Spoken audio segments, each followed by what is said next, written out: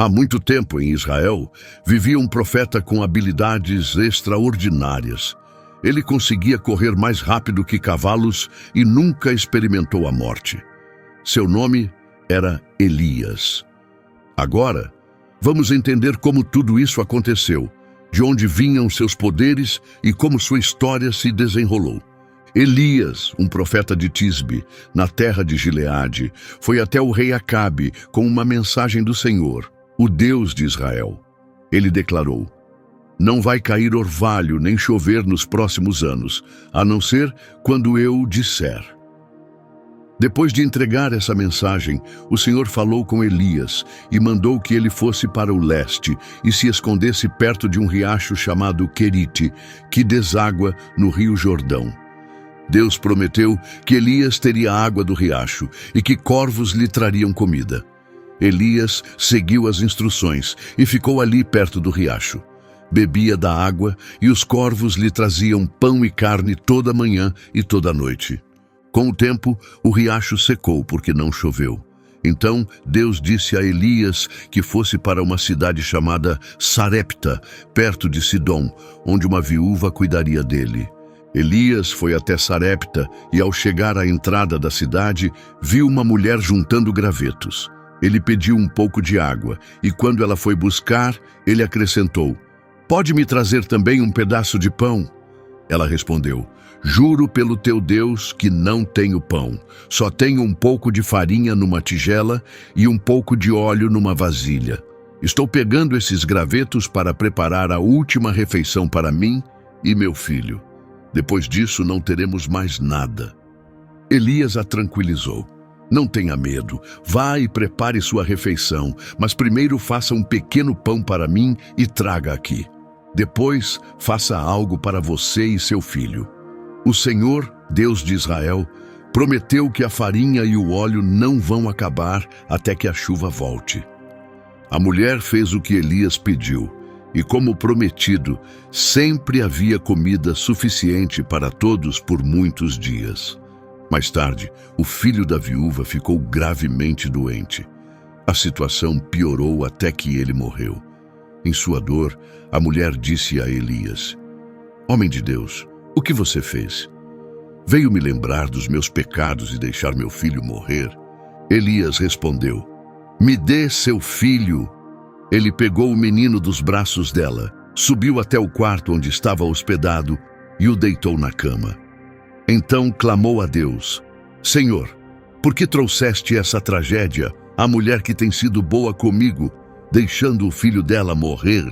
Elias se deitou sobre o menino 3 vezes e orou: "Senhor, meu Deus, por favor, devolve a vida a esta criança."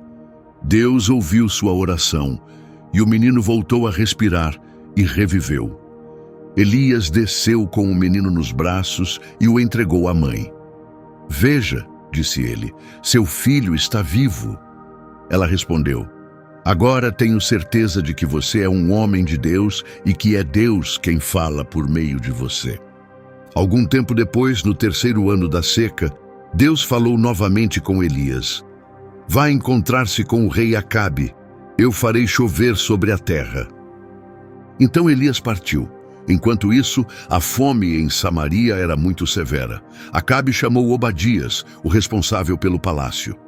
Obadias era fiel a Deus. Quando Jezabel mandava matar os profetas do Senhor, ele escondeu 100 deles em 2 cavernas, 50 em cada uma, e os manteve vivos com comida e água.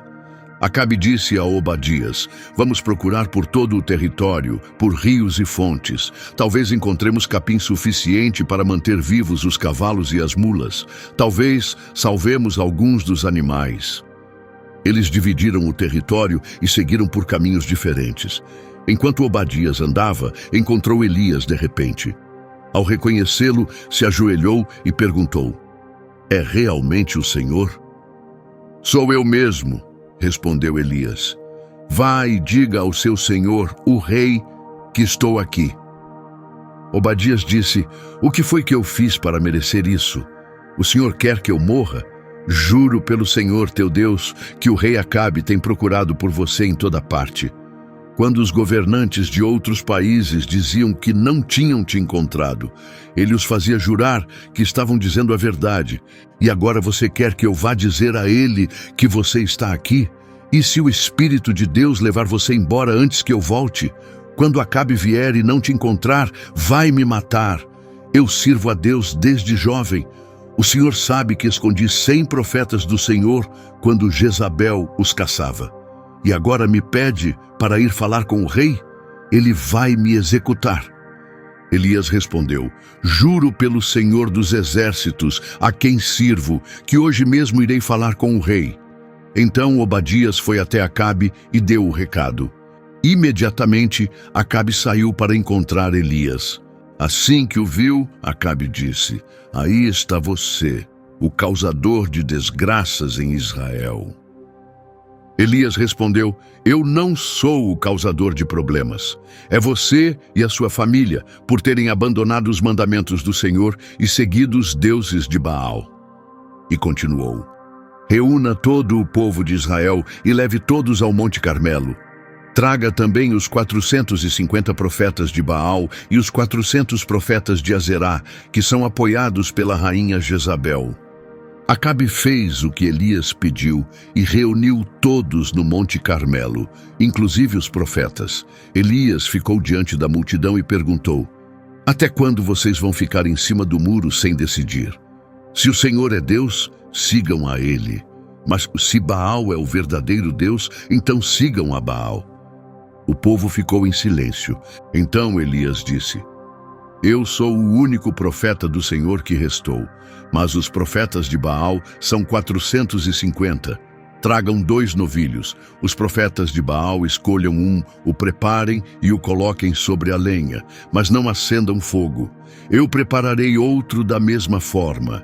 Depois eles invocarão Baal, e eu invocarei o Senhor, o Deus que responder com fogo. Esse é o verdadeiro Deus. Todos concordaram com a proposta. Elias disse aos profetas de Baal: já que são muitos, comecem vocês. Escolham um novilho, preparem-no e invoquem o seu Deus, mas não acendam o fogo. Eles pegaram o novilho, prepararam e começaram a clamar por Baal desde a manhã até o meio-dia. Gritavam: Baal, responde-nos, enquanto dançavam ao redor do altar que haviam construído. Mas não houve resposta. Ao meio-dia, Elias começou a zombar deles. Gritem mais alto, disse ele. Afinal, ele é um Deus, não é? Talvez esteja pensando em outra coisa, ou esteja ocupado. Quem sabe está viajando ou dormindo. Gritem para acordá-lo. Então os profetas gritaram ainda mais alto. Como parte do ritual, cortaram-se com espadas e facas até sangrarem. Continuaram gritando e dançando freneticamente até o fim da tarde, mas não houve resposta, nem sequer um som. Então Elias disse ao povo: cheguem mais perto. Eles se aproximaram. E Elias começou a reconstruir o altar do Senhor, que havia sido derrubado. Ele pegou 12 pedras, uma para cada tribo de Israel, e reconstruiu o altar. Ao redor dele, cavou uma valeta profunda o suficiente para conter vários litros de água. Depois, arrumou a lenha, cortou o novilho em pedaços e colocou a carne sobre a lenha. Ele disse: encham 4 jarras grandes com água e derramem sobre a oferta e a lenha. Eles obedeceram. Façam isso de novo, disse ele. E fizeram. Mais uma vez, pediu. E derramaram água pela 3ª vez. A água escorreu por todo o altar e encheu a valeta ao redor. Na hora do sacrifício da tarde, Elias se aproximou e orou: Senhor, Deus de Abraão, Isaque e Jacó, mostra hoje que tu és o verdadeiro Deus em Israel e que eu sou teu servo. Responde, Senhor, para que este povo saiba que só tu és Deus e que estás chamando o coração deles de volta para ti. Na mesma hora caiu fogo do céu. Ele consumiu a oferta, a lenha, as pedras, secou toda a água e até queimou o chão. Quando o povo viu isso, caiu com o rosto no chão e gritou: O Senhor é o verdadeiro Deus, só o Senhor é Deus. Elias deu uma ordem: prendam os profetas de Baal, não deixem nenhum escapar. O povo os capturou e Elias os levou até o rio Quizon e os executou ali. Depois disse ao rei Acabe: vá comer, pois ouço o barulho de chuva pesada se aproximando. Enquanto o rei Acabe subia para comer, Elias subiu ao Monte Carmelo. Lá, se ajoelhou e colocou o rosto entre os joelhos. Disse ao seu servo: olhe na direção do mar. O servo foi, olhou e voltou dizendo: não há nada lá. Elias mandou o servo voltar, 1, 2, 7 vezes. Olhe mais uma vez, dizia ele. Na 7ª vez, o servo voltou e disse: vi uma nuvem pequena, subindo do mar, do tamanho da mão de um homem. Então Elias disse: vá avisar Acabe para subir em sua carruagem e ir embora agora, antes que a chuva o impeça. Logo, o céu escureceu com nuvens carregadas. O vento aumentou e uma forte chuva começou a cair. Acabe partiu em sua carruagem em direção a Jezreel. O Senhor deu força especial a Elias. Ele amarrou seu manto na cintura e correu na frente da carruagem de Acabe até Jezreel. E o fogo havia descido do céu. O povo se prostrou em reverência, gritando: o Senhor é Deus! Só o Senhor é Deus! Eles clamaram: prendam os profetas de Baal! E nenhum escapou. Depois de uma longa seca, finalmente a chuva voltou. Mas enquanto a tempestade caía do lado de fora, Elias corria mais rápido que a carruagem de Acabe e chegou primeiro a Jezreel. No entanto, dentro do palácio, outra tempestade estava se formando. Acabe chegou ainda abalado com o que havia acontecido no monte. Os guardas e servos do palácio o observaram, percebendo o quanto ele estava perturbado. O rei, que antes andava com orgulho, agora se movia apressado, consumido pelo medo e pelo cansaço. Ele contou tudo à rainha Jezabel, como Elias havia invocado fogo do céu e como todos os profetas de Baal tinham sido mortos. Jezabel apertou com força os braços de seu trono, os olhos ardendo de fúria. Seus deuses tinham sido humilhados, seu poder enfraquecido. Ela se levantou com a voz firme e fria. Chamou um mensageiro e enviou uma ameaça mortal a Elias. Que os deuses me castiguem severamente, se amanhã a esta hora você ainda estiver vivo, como aqueles profetas. 1 Reis 19, 2. A mensagem se espalhou rápido. Elias, o mesmo homem que tinha visto o fogo de Deus descer do céu e levar a nação de volta à fé, agora era um homem caçado. A ameaça ecoava em sua mente como um tambor, forte e constante. Mesmo após presenciar tanto poder divino, ele foi dominado por um medo profundo. Ao ouvir as palavras de Jezabel, Elias fugiu para salvar a própria vida. 1 Reis 19, 3. O vento do deserto batia em seu rosto, jogando areia em seus olhos, enquanto ele corria para o sul, além das fronteiras de Israel, até chegar à terra de Judá, na cidade de Berseba.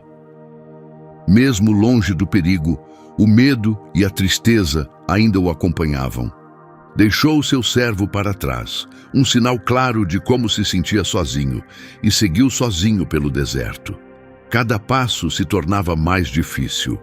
Finalmente, chegou a um arbusto solitário, cujos galhos ofereciam pouca sombra.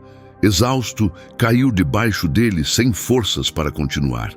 Com a voz cansada, começou a orar, um clamor cheio de dor.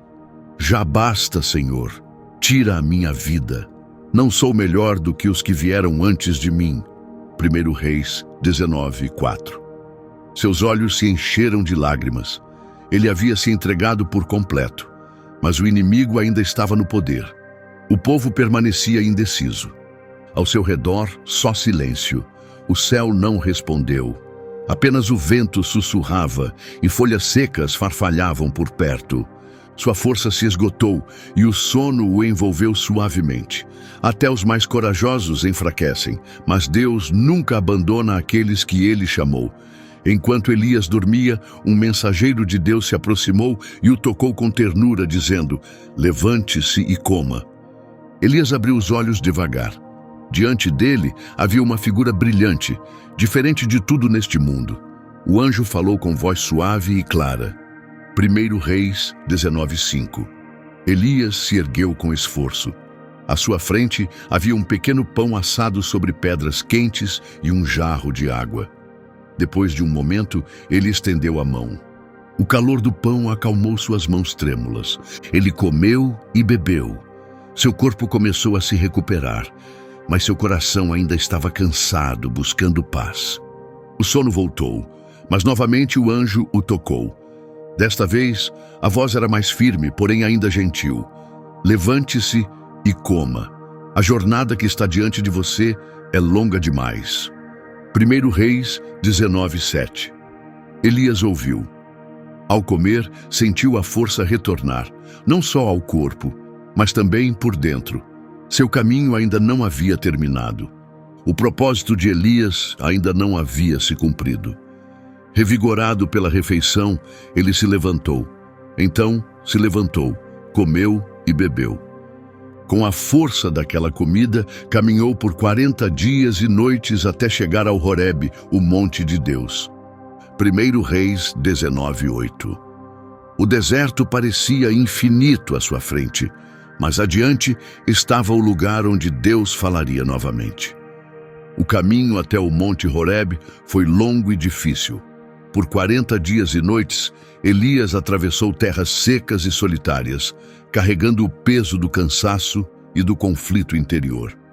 Quando finalmente chegou ao monte sagrado, onde Moisés havia encontrado o Senhor, encontrou abrigo numa caverna fria e vazia. A pedra ao seu redor parecia tão oca e pesada quanto seu coração. No silêncio, uma voz rompeu a quietude. Era a voz de Deus, suave, mas direta. O que fazes aqui, Elias? 1 Reis 19:9. O espírito de Elias estava esmagado e ele falou do fundo da sua dor. Suas palavras tremiam de tristeza, raiva e confusão. Tenho me dedicado totalmente a ti, Senhor dos exércitos, mas o teu povo quebrou a aliança, destruiu os teus altares e matou os teus profetas. Eu sou o único que restou e agora querem me matar também. 1 Reis 19:10. Ele havia dado tudo em serviço a Deus, mas o povo continuava afastado. O fogo no Monte Carmelo parecia uma vitória, mas a fúria de Jezabel apagou esse momento, deixando apenas dúvida. Se o coração do povo ainda não havia mudado, de que adiantava tudo aquilo? Então, mais uma vez, a voz do Senhor veio a ele. Saia da caverna e fique diante do monte, disse a voz, pois o Senhor vai passar. 1 Reis 19:11. Elias obedeceu e saiu. De repente, um vento forte soprou pelas montanhas, uivando entre os picos com um poder assustador. A tempestade arrancava pedras das rochas que despencavam pelas encostas. Mas, mesmo com toda essa força, Elias sabia que Deus não estava no vento. Então, a terra começou a tremer. O chão sacudiu debaixo dele, rachando com tremores violentos. Mas Deus também não estava no terremoto. Depois, um fogo ardente varreu a terra. O calor queimava o ar. Ainda assim, Elias não sentiu a presença de Deus nas chamas. Mas então, quando o fogo se apagou, veio algo inesperado. Um sussurro suave e calmo. E naquele som tão leve e quieto, Elias reconheceu a presença do Senhor. Deus havia chegado, não no caos, mas no silêncio. Profundamente tocado, Elias cobriu o rosto com seu manto e se aproximou. Novamente, o Senhor lhe perguntou: "O que fazes aqui, Elias?" Elias, ainda com o coração pesado, respondeu como antes. Mas Deus não o repreendeu. Elias não foi rejeitado e seu propósito ainda não havia acabado. Em vez de censurá-lo por sua tristeza, Deus lhe deu uma nova missão, uma que moldaria o futuro de Israel. Volte pelo caminho por onde veio, em direção ao deserto de Damasco.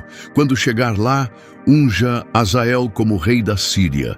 Depois, unja Jeú, filho de Ninsi, como rei de Israel.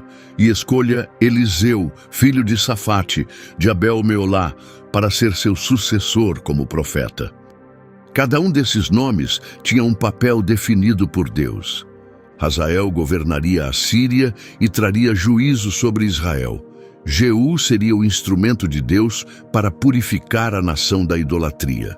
E Eliseu, ele continuaria a missão dos profetas.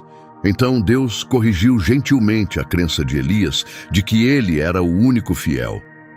Conservei 7.000 em Israel, pessoas que nunca se ajoelharam diante de Baal, nem o beijaram em adoração. 1 Reis 19 e 18. Elias não estava sozinho, afinal. Deus havia preservado um povo fiel que não se rendeu aos falsos deuses de Jezabel. Com essa verdade restaurando seu ânimo, Elias se levantou novamente. Sua missão ainda não havia terminado. Ele seguiu as instruções do Senhor, atravessando a terra até chegar a Abel-Meolá, um vale fértil. Lá, encontrou um jovem chamado Eliseu trabalhando nos campos. Eliseu conduzia 12 juntas de bois, avançando sob o calor do sol, com poeira subindo a cada passo. Era forte, focado, um homem da terra, dedicado ao seu trabalho. Elias se aproximou sem dizer nada. Com um gesto poderoso, tirou seu manto, símbolo do chamado profético, e colocou sobre os ombros de Eliseu. Eliseu ficou parado. Entendeu na hora. Aquele manto dizia tudo. Era um chamado, uma convocação divina para deixar a vida que conhecia e entrar em algo muito maior. Uma vida como profeta do Senhor. Mas antes, Eliseu fez um pedido. Elias respondeu com calma: "Vá então, não te obriguei a nada." Não foi uma recusa. Foi um lembrete de que o chamado deve ser aceito com liberdade. E Eliseu não hesitou. Voltou à sua família, não para ficar, mas para se despedir. Então, num gesto de compromisso, matou os bois e queimou o arado que usava. Com a madeira, preparou uma última refeição. Isso não foi apenas uma despedida. Foi um rompimento claro com o passado. Sem mais nada que o prendesse à antiga vida, Eliseu se levantou e seguiu Elias. Tornou-se seu discípulo, pronto para caminhar como profeta. A manhã estava fresca quando Elias começou sua última jornada. Ele sabia que seu tempo na terra estava chegando ao fim. O Senhor havia revelado isso a ele. Mas não havia medo, apenas força silenciosa no coração de um homem que havia servido fielmente a Deus. Eliseu caminhava ao seu lado, firme e leal. O jovem profeta sentia que algo importante estava para acontecer, mas não comentou. A cada parada, Gilgal, depois Betel, depois Jericó, Elias dizia: "Fique aqui, pois o Senhor me enviou mais adiante." Mas Eliseu sempre respondia: "Juro pelo Senhor e pela sua vida que não te deixarei." Em cada cidade, grupos de profetas puxavam Eliseu de lado e diziam em voz baixa: "Você sabe que hoje o Senhor vai levar o seu mestre?" Eliseu, firme e calmo, respondia: "Sim, eu sei, não falem mais disso." 2 Reis 2:3. Ele não deixaria a tristeza roubar aqueles momentos finais. Permaneceu ao lado de Elias até o fim. Por fim, chegaram ao rio Jordão. A correnteza era forte e o sol brilhava na superfície da água. Elias tirou o manto, o mesmo que havia colocado sobre Eliseu. Com firmeza, bateu com ele na água. Imediatamente, o rio se abriu, formando um caminho seco. Os dois atravessaram juntos. Quando chegaram ao outro lado, Elias se virou para seu fiel companheiro. Sua voz, embora envelhecida, era cheia de carinho. "Diga-me, o que posso fazer por você antes que eu seja levado?" 2 Reis 2:9. Eliseu não hesitou. Seu pedido foi ousado, mas cheio de respeito. "Por favor, que eu receba a porção dobrada do teu espírito." Elias olhou para Eliseu com atenção e respondeu com sinceridade: Você pediu algo difícil, mas se me vir quando eu for levado de você, então receberá o que pediu. Se não me vir, então não receberá. Tu, Reis, tu tem. O coração de Eliseu disparou. Ele não tiraria os olhos de Elias, nem por um segundo. Então algo mudou no ar. O vento se levantou com força, girando com poder. De repente, uma carruagem de fogo apareceu entre os dois, separando-os.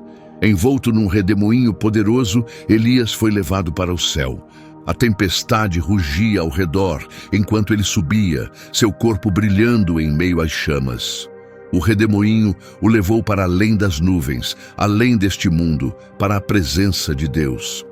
Eliseu ficou parado, observando, e gritou com a voz embargada: meu pai, os carros e cavaleiros de Israel! 2 Reis 2:12. Elias havia partido. Um silêncio profundo e doloroso se instalou. Então, algo desceu suavemente pelo ar. O manto de Elias, símbolo de seu chamado profético, caiu aos pés de Eliseu. Não era apenas uma peça de roupa. Era um sinal, uma transferência sagrada de chamado e poder. O espírito de Elias agora repousava sobre Eliseu. Ele pegou o manto e o segurou com firmeza. Seu mestre se foi, mas a obra de Deus continuaria. O trabalho do profeta do Senhor estava apenas começando. A vida de Elias é um forte lembrete de que Deus nos convida a viver com fé, obediência e pureza. Sua jornada não foi marcada apenas por milagres e poder divino. Ela foi construída sobre uma confiança profunda na direção de Deus, mesmo quando o caminho parecia incerto. Desde enfrentar com coragem a idolatria até passar sua missão a outro, a vida de Elias revela uma verdade. Deus está sempre agindo, sempre guiando e sempre nos chamando para mais perto. Ao olharmos para os momentos finais de Elias, vemos a fidelidade inabalável de Deus. Ele foi levado num redemoinho, um sinal dramático do favor divino. Mas aquilo não foi o fim. A influência de Elias viveu através de Eliseu, assim como o propósito de Deus continua por meio de todos que permanecem fiéis. Isso é um chamado para cada um de nós: viver com convicção, buscar a santidade e confiar no plano perfeito de Deus. Talvez agora você esteja passando por provações que estão abalando sua fé. Talvez, como Elias, você se sinta sozinho na sua caminhada espiritual. Mas lembre-se, Deus esteve presente no fogo, no sussurro suave e em cada passo da jornada de Elias. Ele está com você agora. Ele te convida a deixar o pecado, a segui-lo com sinceridade e a viver uma vida que reflita a sua santidade. Assim como Eliseu recebeu o manto de Elias, Deus também te deu um propósito e um chamado únicos. Você escolherá seguir com fé? Se ainda não entregou sua vida a Cristo, agora é o momento. Deus está te chamando, exatamente como você está, para trazer a Ele sua dor, seus medos e suas dúvidas. Ele não está esperando que você seja perfeito. Deus está esperando que você se renda, que você se afaste daquilo que te afasta dele. Essas coisas podem oferecer prazer momentâneo, mas nunca preencherão o vazio profundo dentro de você. Só Jesus pode fazer isso. Talvez você já tenha sentido esse chamado antes, mas hesitou. Talvez tenha duvidado do seu valor ou tenha medo do que realmente significa entregar sua vida completamente a Ele. Mas escute isso, o amor de Deus é maior do que qualquer coisa do seu passado. Sua misericórdia alcança além de qualquer erro. E sua graça é mais que suficiente para você. A salvação não é algo que se conquista por esforço ou tradição. É um presente gratuito, dado por meio do sacrifício de Jesus na cruz. Você a recebe crendo, colocando sua fé em Jesus como seu Salvador e Senhor. Quando você diz sim para Ele, Ele te dá um novo coração, uma nova forma de pensar e força para viver uma vida santa. Não espere pelo momento perfeito. Não há momento melhor do que agora. Escolha Jesus hoje. Receba seu amor, seu perdão e o propósito que Ele tem para você. Ele está te chamando para a salvação, para a santidade, para uma vida que o honra. Você vai responder? Eu te convido a orar comigo. Senhor, elevamos a Ti aqueles que estão em necessidade. As viúvas, os pobres, os órfãos e todos que lutam para sobreviver sem abrigo ou apoio. Tu és um Deus de misericórdia e justiça. Pedimos que atendas às suas necessidades, traga paz aos seus corações e os cubras com Tua proteção. Sê a força e o provedor para as viúvas e a esperança para todos que se sentem esquecidos. Sê um pai amoroso e protetor para os órfãos, guiando-os na Tua verdade e colocando pessoas bondosas em suas vidas. Para aqueles sem casa ou comida, Senhor, abre novos caminhos. Faz surgir uma saída onde não parece haver nenhuma e provê abrigo, alimento e esperança para um amanhã melhor. Deus, também apresentamos todos que enfrentam dificuldades, seja doença, problemas financeiros, relacionamentos quebrados ou lutas interiores. Tu és o Deus que cura e que provê. Por favor, traga saúde aos enfermos, socorro aos necessitados, cura aos que sofrem e paz aos aflitos. Que cada um saiba que não está sozinho. Tu estás com eles em cada desafio e tempestade. Declaramos Tua força e bondade sobre cada pessoa, confiando que contigo nada é impossível. Brilha Tua luz nos lugares mais escuros e deixa Teu amor transformar corações e situações. Te damos toda a honra, glória e louvor, sabendo que sempre ouves e estás pronto a agir. Em nome poderoso de Jesus Cristo, oramos.